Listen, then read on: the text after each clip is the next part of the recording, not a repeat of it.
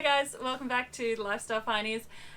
Today we thought we'd take you for a walkthrough of our van. So, welcome back. If you've been here before, if you saw our first episode, thanks for joining us again. If you're new here, I'm Simon, this is Liz, and we're the Lifestyle Pioneers. We're travelling Australia this year in our caravan with our two young kids, and we wanted to just take you through a walkthrough today of our new van. The Caravan is a Zone, is the brand. The model is a base. It's a 20'6", and it's the family version. So we got the 2-bunk version. They do come in a 3-bunk as well. Yeah, let's rip into it and show you what we love and what we don't like as well about the van that we bought. Welcome to our new home. Yeah.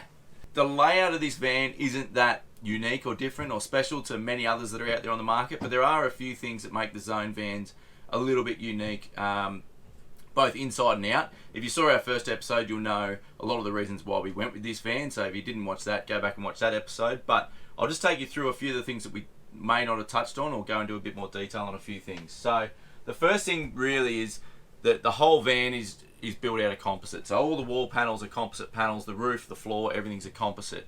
So what that means is the outside skin of the van and the inside is basically the same. It's a fiberglass sheet, and in between those is a foam core, and it's a stiff foam. The thickness of that varies depending on its application. The floor, I think, is the thickest. Walls and roof, I think, are the same. And then the interior furniture, all our cabinetry, is also made out of composite. Well, what does that mean? Well, it's strong, it's light, and it means we've got absolutely no timber in the van, which is great for longevity. If we ever do get any water leaks or anything like that, obviously it lasts, and it's never going to rot, it's just going to last forever, basically. So we really love that about it. So up the front, the doors behind me where we come in, and then straight into the bedroom, our bedroom. So queen size bed, we upgraded this mattress from the standard mattress, so it gives you a pillow top and things like that. I wasn't all for it, that was more Liz's decision, but I love it. I think I'm really glad we did that, because I mean, it was a bit more money at the time, but it's one of those things that now we've got it, I wouldn't go back. And I do see posts from people with other caravans, or even Zones or other brands, where they haven't done that and regretted it, or looking to upgrade aftermarket, which is not a big deal, but anyway, one less thing we didn't have to do.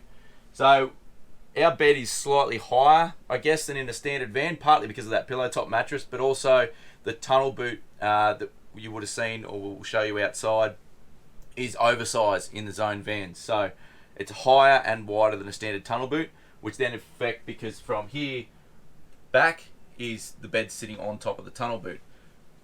There's not many disadvantages to that, in my opinion. One, the only really thing is that the bed's a bit higher. Whether that worries you or not, it doesn't affect us, but it does mean we've got a lot more storage under the bed than what we would have standard. So the bed is on gas struts, goes up reasonably easily, and as you can see, we've got this deep, it's probably hard to see on camera, but we've got this quite deep storage area that we still haven't fully utilised. You know, we could fit heaps more in there. We generally use this for stuff that we don't use that often, apart from our Thermomix. It lives under here, it comes out most days, but it's pretty easy to access, as you can see. Mostly in there is kids' toys and things, and a few just long-term storage things that we don't use very often, like our snorkeling gear, extra coffee, which is really important, and we've also got a little induction cooker under there, and we also keep our sort of mops and brooms and things like that under there as well. So that's under the bed. So either side, we've got wardrobes. Now these, probably don't want to go looking too closely in there. These are standard. I've got just a hanging locker. We just optioned to have shelves put in there, which I think was a really good decision. We don't use hanging that much, and it makes it a much more usable space. And then we got 3 overheads. We barely use these. Again, these are sort of for the less frequently accessed items, clothes and stuff. We've got hats in the middle one. Hats. And then I keep my t-shirts in one. But the end ones are pretty easy to access. This one is the less used stuff in there. My side's obviously a mirror image. Exactly the same. One of the other things we loved about this van is the amount of big exterior windows. There's not many roof hatches. So we only have one hatch in the roof just here, which we'll show you in a minute. But if you want to show the windows? Yeah. You're running away from me. Yeah, that's right. So yeah, we love the amount of light that brings into the van. And obviously with this fiberglass walls, the composite panel, it reflects a lot of light, and it makes it a really bright and light interior. Yeah, the windows are double glazed. They got midgie-proof screens on them and blinds all incorporated. I'll show you them. I think they're a fairly standard idea on caravans. They're all slightly different, but it's the split blind. So the blind down the bottom, the screen up the top. You can split them apart or keep them together. And the window has 3 different opening positions. It works really well. Like the back side of these blinds is reflective. It's like a foil, so that keeps the heat out. Means you can have them halfway up if you need to in the middle of the day if you're getting a bit of direct sun in that you don't want. At night, if we want a bit of ventilation, we often leave them just a little bit down from the top, couple of centimetres down from the top, and leave the window cracked, and you get a nice draft of air just coming in for ventilation. So they work really well. As far as I'll go back over here. That's pretty much it for the front. We do have lights either side. These are really nifty little lights. They're just a push button. They got a night light mode, which is just, you won't be able to see, but it's just a blue light. And then the main light comes on. They got a USB in them. We've also got little nooks behind the wardrobes there, just a little spot for your phone to charge and keep a water bottle beside the bed and all that sort of stuff. So that all works really well. That's the bedroom area. We love it. It's a really comfy, cozy place to hang out. And yeah, there's nothing we don't really like here. We've also got a Sirocco fan each, one on either side. I think one comes standard. We option an extra one, and you'll see when we get down to the kids' bunks, we put an extra one in each of the kids' bunks for them as well, which I think is a bit of a no-brainer. One of the compromises we made buying this van, the Zone, and particularly the base, is there's pretty limited options as far as any major changes to the layout, or there's no real changes to the layout. There's also limited options in the interior colour choice. In fact, there's really only 2 packages that you can get, kind of like when you're buying an apartment off the plan. Why is that? Well, that's how they keep the price down, basically. It streamlines the production, and the quicker it goes through production, the less it costs to manufacture. So there are other options with Zone. If you want to go up to the next model, you can customise more. And initially we were a bit turned off by that. We had all these ideas of, all these colour schemes and everything, mainly Liz, but yeah, it's worked out really well. We are so happy with the interior colour and the way it is. It's very minimalist. It's a lot of white, which initially is a bit stark, but once you start putting your own furnishings in, like the bedspread, we've got a few artworks up, things like that. It's a really nice space and calm space to be in. It stays really cool. It doesn't get as hot, anywhere near as hot. And just it allows you to just bring in, I guess, a bit of your own personality into the space. We've just got grey cupboards, grey behind me at the bedhead, and grey couch. Apart from that, she's pretty much all white. And it's also very easy to clean. The smooth white surfaces on everything, just easy to clean. Alright, I think that's the bedroom area covered. So we're going to move down the van to the midsection, which is our kitchen and dining area. Okay, welcome to our lounge, dining area, whatever you want to call it, our seating area. So, yeah, as I said, this is the only configuration they did in this van, but the L shape works really well with the family of 4. We tend to put the kids in the middle, we sit at either end. It's reasonably easy for us to get up and down. So the lounge itself is like a leatherette. It's not real leather, but it's a leatherette. We find that really practical, especially with the kids. It's easy to clean. It doesn't mark or stain or anything like that. The table's adjustable. It goes in and out, round and round, does everything you want to do, up and down. Yeah, you can option this to be an extra bunk. We didn't bother with that. We won't ever use it, but it would be a good kids bunk. It wouldn't be any flash for an adult or for a long period of time, but you can option this into a bunk. And then underneath this is storage. So on the long side, we have pantry stuff in here. We just have these 2 little baskets. Because underneath here is the inverter. I'll take these. So underneath here is the inverter. So we just have these baskets on top. We only put lightweight stuff in there. It just allows us to use the dead space above the inverter. So big stonker of an inverter, 2600 watt Enerdrive. The Airbag Man compressor lives tucked in the back there, and that's the Morningstar TriStar controller. I'll go into full detail on the electrical system in another video, but that's an extra that we added to give us better charging, especially when we're traveling. So we can use solar and DC charge from the vehicle at the same time. Otherwise you can't do that. Under the couch there in the pantry, we try and keep all our really heavy stuff like canned foods and a lot of our dry foods and stuff are in there. just to keep the weight low and centered over the axles, and it seems to work really well. And then on the short side of the couch, or the other cushion, we have our battery systems and our charging and all Enerdrive gear. AC charger from when you're plugged into mains, DC charger which charges from the vehicle. It would also do your solar charge if you didn't have the additional solar charger, but you are limited by how much charge you'll get in with that. A couple of fuses and gear under here, and then our two massive 200 amp lithium batteries, so 400 amps of lithium in total. Good job. So then in the cupboards above the dining area, I'll put that back in. So the cupboards above the dining area, we use the first two is just more food storage. We carry plenty of food. So we have these little containers that work really well to keep it all separated and contain spills if we have any. This is our medical box. This has medications and things like that. Not so much first aid, but more medical stuff. We keep the fruit and stuff up here, and special treats and whatever else ends up. Next one's just food as well. We use these Tupperware containers. They fit really well. These are the cheap knockoff ones from Kmart. If you don't have the proper Tupperware ones, they work just as well. And because they're not the full depth of the cupboard, we keep in behind them extra stores of, I mean, it's running pretty low at the moment, but normally we have all the extra biscuits and things like that up in there. And this we just use for lightweight stuff. So this one sort of is our snack food. So it has a lot of biscuits and crisp bread and things like that, dried fruit for the snacks for the kids, muesli bars, all that sort of stuff. Because it's up high, good for lightweight and bulkier stuff. Next cupboard over, we have our manuals and drawing stuff for the kids. I guess it's kind of like our stationery or our office cupboard. The manuals for the van and everything like that. And in behind that is, well, some of the electrical. So this is the switch for the inverter. That's where we can turn the inverter on and off. This is our Enerdrive managing battery monitoring system, I guess you would call it. It's the ePro Plus battery monitor. It shows us what's going in, what's going out, what we've used. I mean, there's heaps of information in there.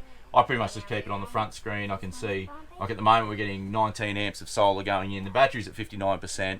I can see whether we're charging or discharging. I can also do all that with the app on the phone, but I tend to use this more, to be honest. Up here is just that's a water gauge for our grey water tank. Our freshwater tanks are monitored through an app. We've got 3 freshwater tanks and they're monitored through an app.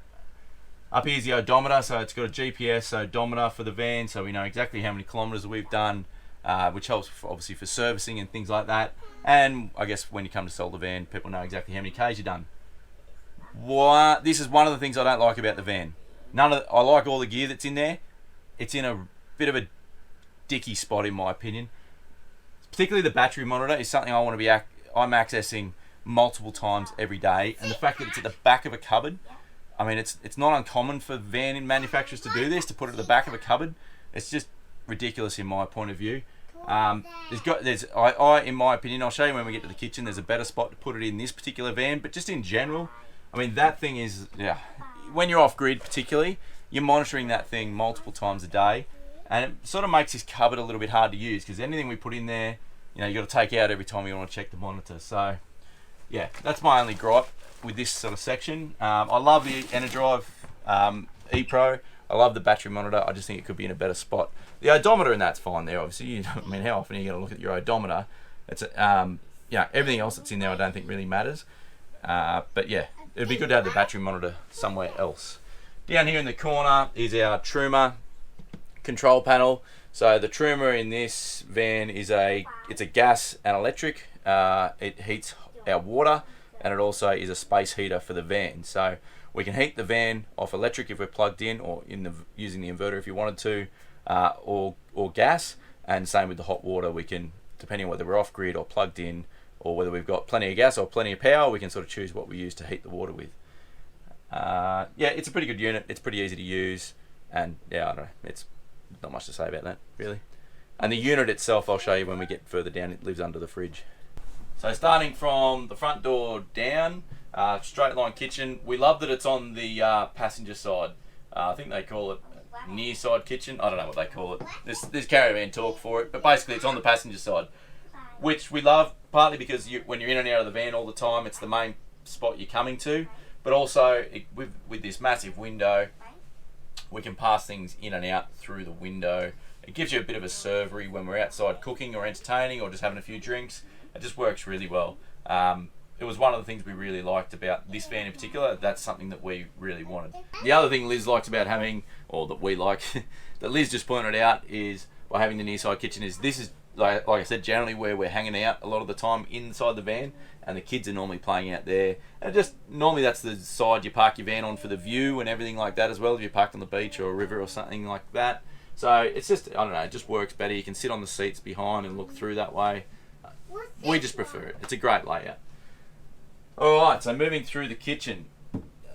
Here we have our Fusion sound system. It seems to work really, really well. We don't use it that often, but it connects to Bluetooth really well really easily on our phones. I've never used it for radio stations, but I guess if that's your thing, you could do that as well.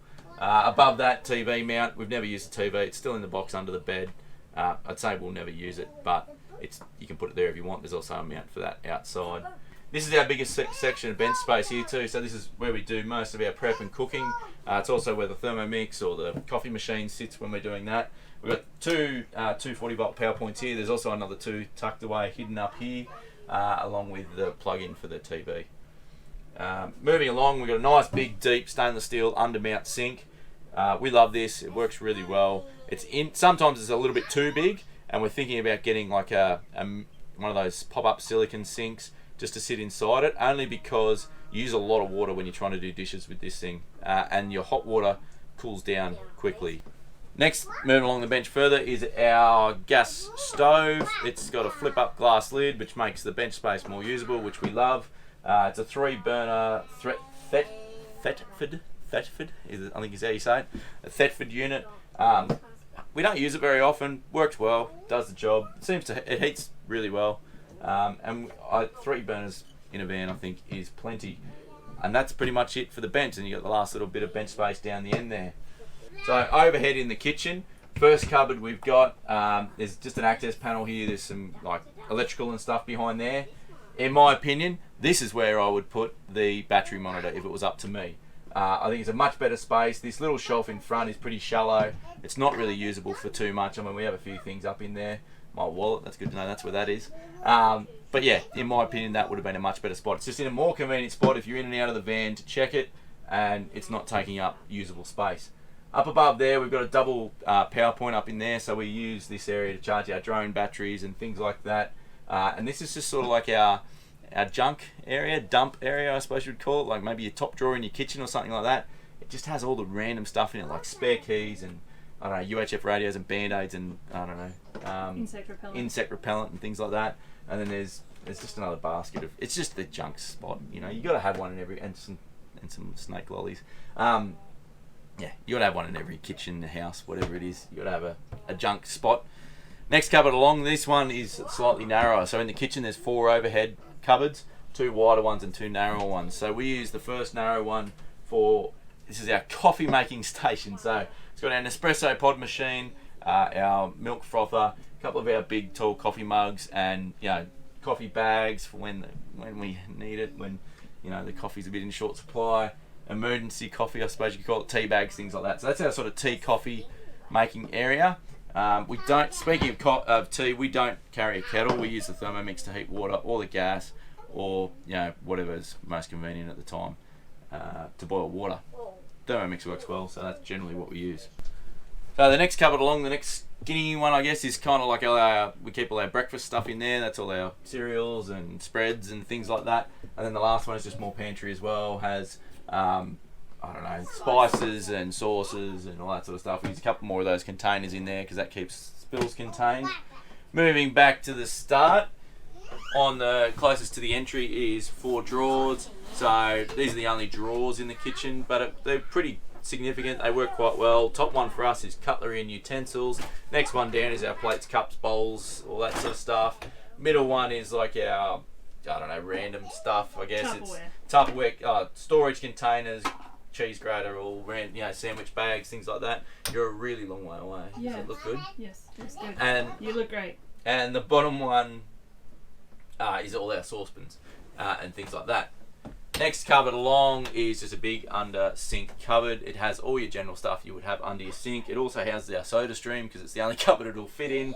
Fire extinguishers under there. I also put a fire blanket under there. We put these hooks on the inside of the door. We can hang our dirty cloths. We can hang our dishcloths and things like that. Scrub and brush. Just keeps everything neat and tidy and out of the way. Chopping boards are under there. We just use these flat camping ones. They're flexible chopping boards. They work really well. Don't take up any space. And under there as well is all of our water system for the van. So here we've got the water pump, water filtration. That's the filter at the back, and there's the taps down there to choose between which tank you want, and that up there is the water pump switch. Why you would put a switch for a water pump at the back of a cupboard, again, it's just a little thing, but it just annoys me. It's just like it hasn't been thought through. Or, again, it means we're sort of hesitant. And also the switches, the taps to turn on and off each tank are at the back of this cupboard. Again, it's just a little thing, but means we can't really utilise this space as well as we'd like to, because you've got to have access to that stuff regularly. Just a little thing that could have been moved. I would like to see the water pump switch up in the top cupboard there, where I would like to see the battery monitor in a perfect world. And even just the water tap switches, if they were just closer to the front of the cupboard along the side, it'd just make it more accessible and more usable. Alright, so next cupboard along, so that's the under sink cupboard. The next one is under the stovetop. So this actually isn't a cupboard when the van's built. It's like an access panel. You can open it, but it doesn't come with a handle on it. I put this handle on as an extra, which has just made it way more usable. The microwave lives down here, which we don't mind the microwave down low. But again, this is a design thing that we just think could have been improved. The microwave just floats in the middle. It sort of uses up a lot of space. But as I said, by putting a handle on it, and I changed the latch, now we can swing it open and get access. So I'll show you what's in here. So the microwave, like I said, just lives in the middle. You can access it without opening the door because it goes through that hole in the door. But there's a lot of wasted space above and below that we use for storing. We keep our potatoes and onions in these containers. And fruit, yeah, wraps in, like your cling wrap and that down the side, and that's our dish strainer that we were telling you about, our bamboo. That's a Kmart jobby. They're absolutely fantastic, cheap, do the job perfectly. So lastly in the kitchen is this pantry drawer slide out, I guess you'd call it. It has the 2 wire baskets. Now initially when we get in the van, a lot of caravans have these, and I think they're pretty useless in general, or pretty ordinary for storage, just because the way the wire basket is, things fall over, there's no way to really contain things. But then we found out that our Tupperware containers that we already own, these are the pantry mates or whatever they're called, fit really well in there. So it changed it for us. So we keep all of our dry, like flour, rice, pasta, sugar, all that sort of gears here. We also keep our bigger bottles of oils and stuff here, and it works really well. We've been down some really rough tracks, a lot of corrugated roads, and that gear doesn't move at all. It's always in the same spot. We've had no spills, no breakages. It works really well. So yeah, I guess, I don't know what size this one is. I don't know if they're all the same size, but if you've got that Tupperware stuff, see if it fits, because it changes the game. And again, a lot of that stuff's quite heavy, so I like having it down low and pretty centered over the axles. Alright, fridge. The fridge is a 190 litre Bushman fridge. Love that it's Bushman fridge. I really like Bushman fridges. I think they do a great job. It's an Aussie company, which is also good. Overhead freezer, fridge, pretty standard. Works really well. All adjustable shelves. Good little storage basket underneath. Adjustable shelves? Oh, the shelves don't. Sorry, I mean on the door. These baskets are adjustable height, which we like. These shelves we found out today when we went to clean it, they don't actually come out because the door doesn't open wide enough to allow it. A little bit of a design flaw maybe, I'm not sure whether they realise that. But yeah, I don't know, it's a good fridge, it works well. It's basic, but it does the job. Unfortunately, we broke the latch on it. There's meant to be a latch here that holds them shut when you're travelling. I spoke to Bushman about it. They said that it's extremely rare. They haven't really had it before, and it sounds like it was probably a manufacturing problem rather than a design problem. The welds broke. It doesn't look like it was welded properly when it was made. But they were more than happy to just express post us out a couple of new ones. So we're going to pick them up soon, which will change the game. But for the last little while, we've been taping the door shut every time we travel, which is a bit of a pain. But anyway, minor things that go wrong, I suppose. What else did I want to touch on while I was here? Oh, above me is our air conditioner, reverse cycle. It's a Truma Aventa unit. This is the standard unit that Zone offer. I spoke to the guys at Enerdrive before when we were speccing the van out about which air conditioner they'd recommend we went with, and their recommendation was to stick with this one if we wanted to be able to run it off the electrical system that we've got.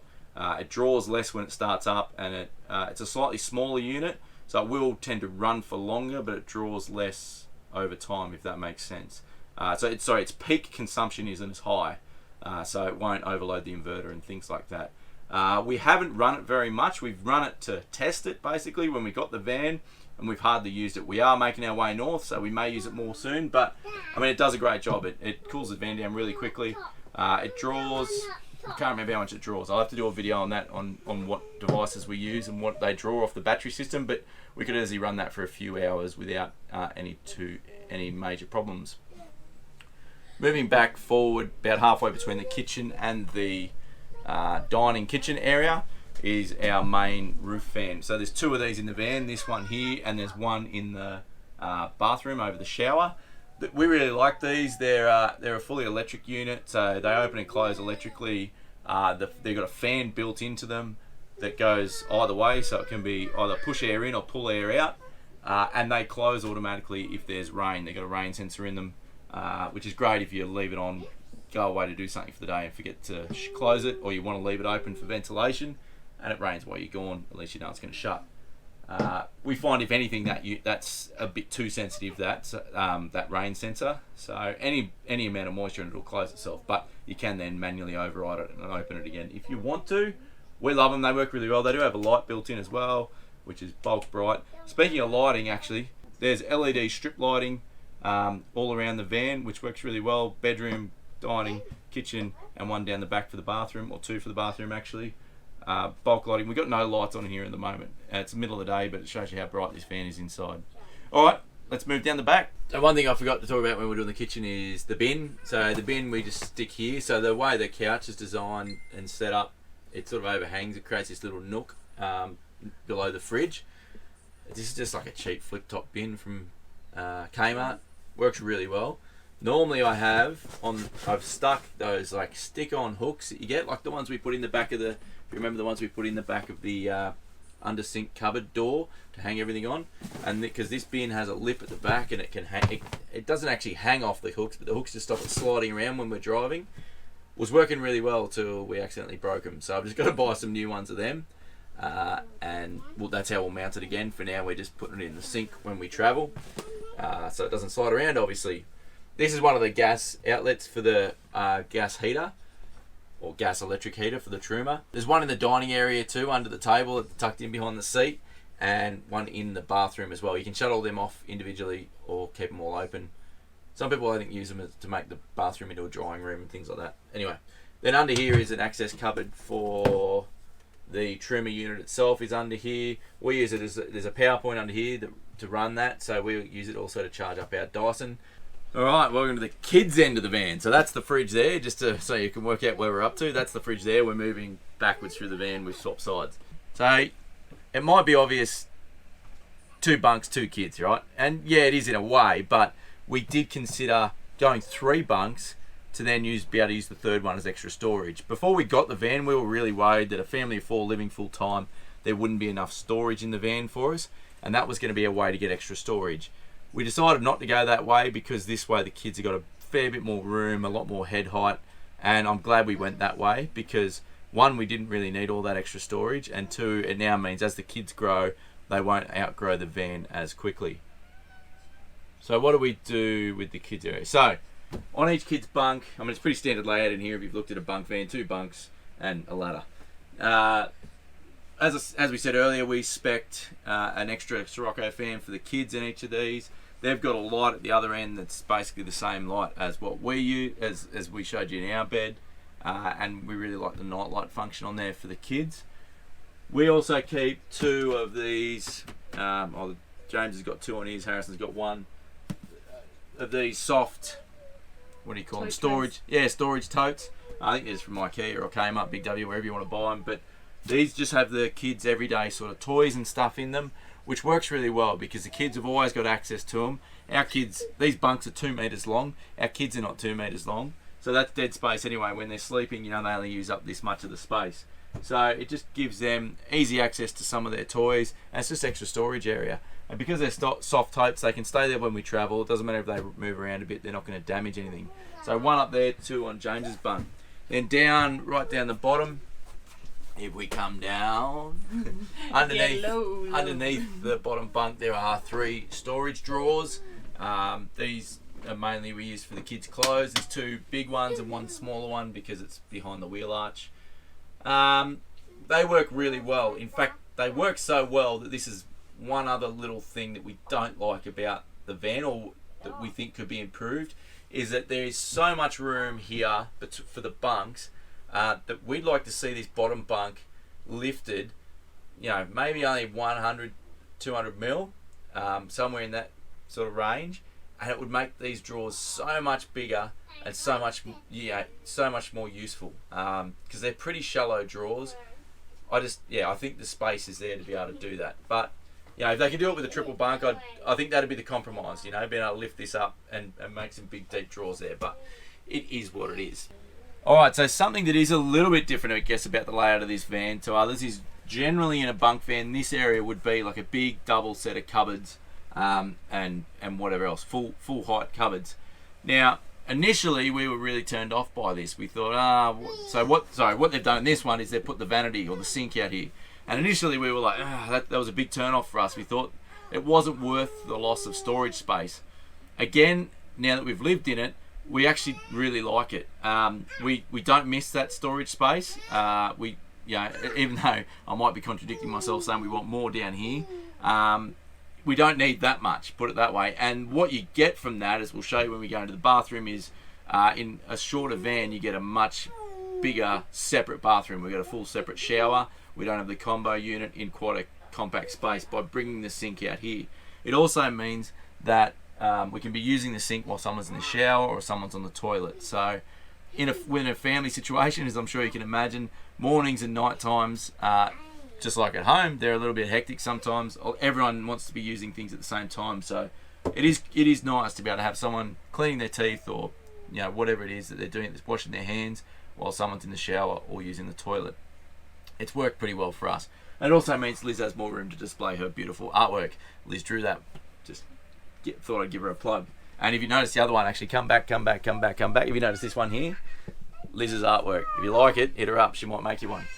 We didn't spec a washing machine in ours either, but where Liz's art is there is where they hang a washing machine if you did want one of those front load washing machines. Up above here is just a storage cupboard. That's where we keep most of all of our toiletries basically. And then this we added is a soap dish. That's a Fusion Lock one. We'll show you. We got more Fusion Lock gear. It's really, really good. It's pretty expensive. You can buy it at Bunnings and places like that. It is a little bit expensive, but it really works. It basically works on a suctions to the wall, and it works really well on these smooth surfaces. And it sticks like to a blanket. Sticks like poo to a blanket. Like hair on a soap. Yeah, it sticks like hair on a cake of soap. They're really good. They've never moved or come off. So vanity sink there, and then storage underneath, light switch, turns the nice strip lights on.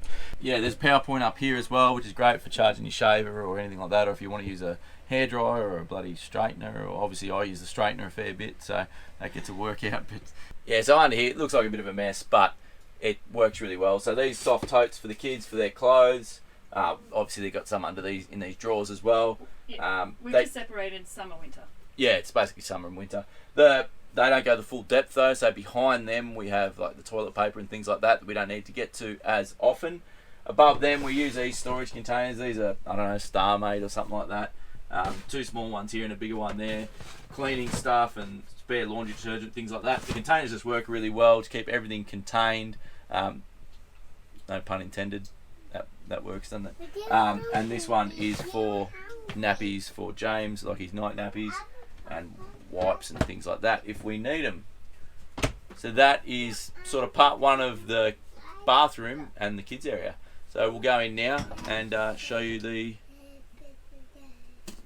bathroom. We'll go in now toilet shower. Show you the toilet and shower. That's better.